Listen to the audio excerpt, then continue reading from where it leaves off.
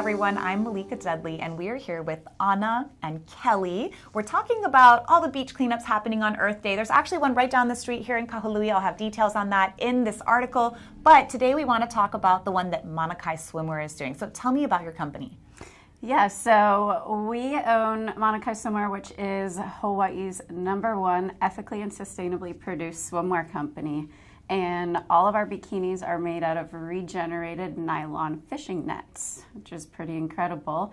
And what we have as a mission, a big part, is ocean conservation, which is why we are hosting our first of quarterly beach cleanups here on the island. I know you have a friend who is an expert on this. And she is going to have plastics that she's going to show us. You'll be able to see what we're going to find.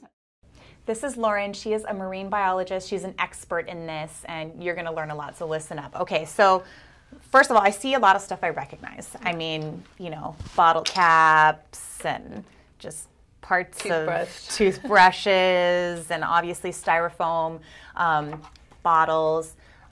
Tell me what this is doing to our environment. Yeah, so what we're kind of looking at here, I guess you could say, are the different life stages of plastic. So they're starting off, all plastics start off as what we call plastic pellets, also more commonly known as nurdles.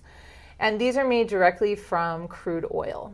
And they are transported by rail and ship and containers all across the world, where they're created into different plastics. And during this transportation process, trillions end up in the ocean.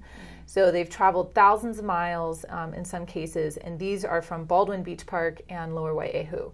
So this is like sort of the start of it. And when you eventually create the plastics, you're getting into something, you know, like this, like an actual bottle or straw or bottle cap.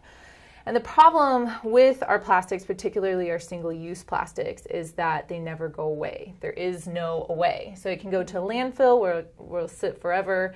It can be recycled, but actually very less than 10% of all plastics are recycled, or it gets in the environment. And so with these, you can see very clearly bite marks on some of these items. Another marine biologist, Cheryl King, has termed these shark castics. But start looking next time you're picking up plastics at the beach, and each time you see these serrated edges or puncture marks, it's definitely probably a turtle, triggerfish, bird, maybe small sharks that are actually ingesting this plastic. And then because plastic doesn't break down naturally in the environment, it photodegrades by the sun. So it's breaking down into smaller, so something like all of these things will eventually just break down into smaller and smaller bits. And we call these microplastics. And you can see how easy, you know, if it's churned up, something like a manta ray or something that is a filter feeder will just come in and, like our whales, eat it. Yeah, just take a big gulp of it. So it's getting into our animals. We're actually finding polystyrene. A study has found it in sand, on beach sand on Oahu. So it's really getting to the point where by 2050, scientists estimate that there's going to be the mass and the weight of plastic will outweigh fish in our ocean. That is really scary. Yeah. So what can we do? That's a great question. So the first thing is to really try to address the single-use plastics.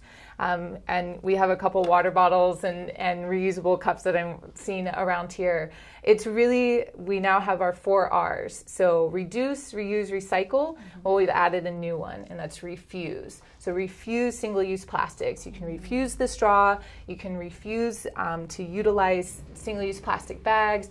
Bring your own bags to buy bulk.